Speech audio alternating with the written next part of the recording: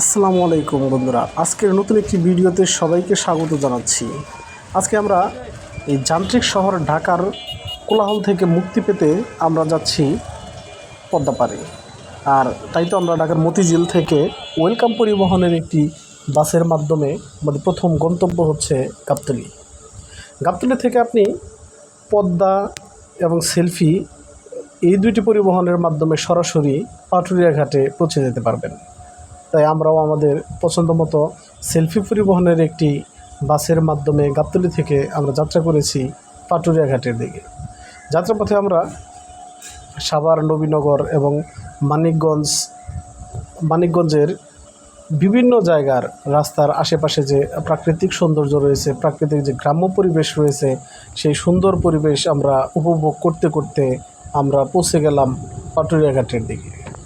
এবং পাটুরিয়া ঘাট থেকে আমাদের উদ্দেশ্য হচ্ছে একটি লঞ্চের মাধ্যমে আমরা দৌলতদিয়া ঘাট পর্যন্ত যাব। অর্থাৎ আমাদের উদ্দেশ্য আমরা একটি লঞ্চের মাধ্যমে পদ্মা নদী পার হব।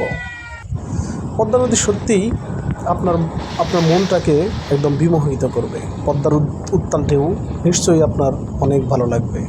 আমরা যারা ঢাকা শহরে এই যান্ত্রিকতার মধ্যে থেকে অভ্যস্ত, আমরা যারা একটু রিফ্রেশের চিন্তাভাবনা করি, আমরা যারা একটু আলো বাতাস, একটু গ্রাম্য পরিবেশের আলো বাতাস অথবা একটু পানির সংস্পর্শ পেতে আমরা যারা ভালোবাসি, তাদের স্পেশাল একটি গন্তব্য হতে পারে পদ্মাঘাট।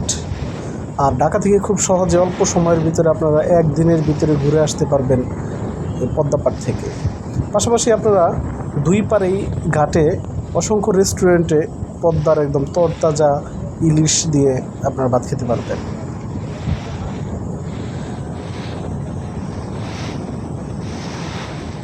আমি যখন এই পদ্মা নদী ভ্রমণ করছি তখন খুব বেশি পানির পরিমাণ নেই, অর্থাৎ তখন বর্ষাকাল শুরু হয়নি। এই ভিডিওটা একটু আগে ধারণ করা ছিল। তো এখন অবশ্যই পদ্মা নদী আরও বেশি উত্তাল থাকবে, মানুষকে আরও বেশি বিমোহিত করবে।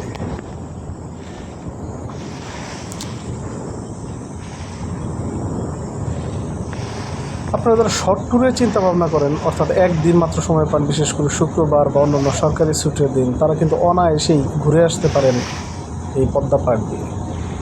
অথবা আপনারা ঢাকা শহর থেকে আর একটু কাছে, সেটা হচ্ছে মাওয়াতে গিয়েও কিন্তু আপনারা পদ্মা নদী উপভোগ করতে পারেন। তো যারা আমার এই ভিডিওটি দেখলেন সবাইকে অসংখ্য ধন্যবাদ। সবাই ভালো থাকবেন, সুস্থ থাকবেন। আসসালামু আলাইকুম।